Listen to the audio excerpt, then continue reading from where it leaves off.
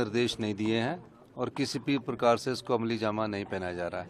जो ड्रोन उड़ाया जा रहा है वो जो SJPNL वाले एक मैपिंग GI मैपिंग सर्वे कर रहे हैं, वो सारे शिमला में उड़ रहा है। क्यों हम उनकी जासूसी करेंगे? वो पूर्व मुख्यमंत्री रहे हैं। फिर भी एक पूर्व मुख्यमंत्री ने बात उठाई, हमने उसमें बारे में कहा है कि अगर उनको ऐसा लगता है तो मैं उसकी जानकारी प्राप्त करूंगा और जो इंक्वायरी हो सकेगी मैं पता करूंगा कि क्यों हो रहा है। लेकिन इस प्रकार सनसनी फैलाकर फिर वॉकआउट करना हर छोटी बात पर, ये अच्छा नहीं है। भारतीय जनता पार्टी को मुद्दों पर आधारित चर्चा करनी चाहिए। मुद्दों पर आधारित चर्चा करते नहीं है।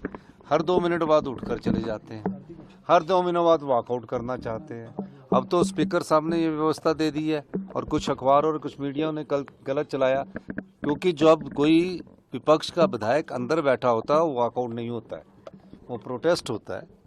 तो वो जैसे कि हमारे पार्लियामेंट मिनिस्टर हर्षवर्धन चौहान जी ने ये बात उठाई है, तो निश्चित तौर पर वॉकआउट करके वो ध्यान बांटना चाहते हैं।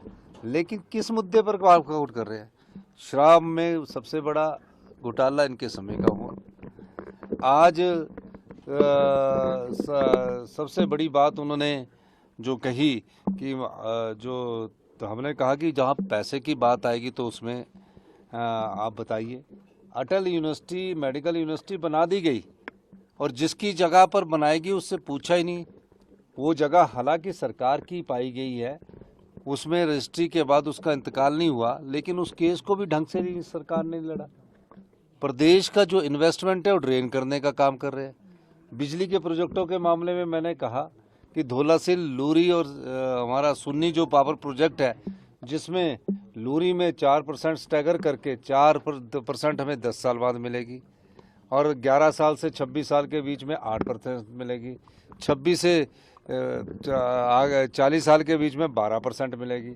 और जब तक वो प्रोजेक्ट जिंदा रहेगा, यानी कि जब तक प्रोजेक्ट वो चलता रहेगा, तब उसके बाद 25% मिलेगी। और GST 50% कंपनसेशन हमको देना पड़ेगा। और लाडा उसमें कोई नहीं लगाया। ये तो लूरी प्रोजेक्ट के हाल है, धोलासिल प्रोजेक्ट में ये है। इनके समय जो प्रदेश की इन्वेस्टमेंट है उसको ड्रेन हुआ है, प्रदेश की संपदा को लुटा दिया गया है। हमारी सरकार उसमें प्रयास कर रही है। इसीलिए आज जो केवल पठानिया जी ने सवाल पूछा, इसलिए मैंने उसका विस्तृत उत्तर भी दिया है।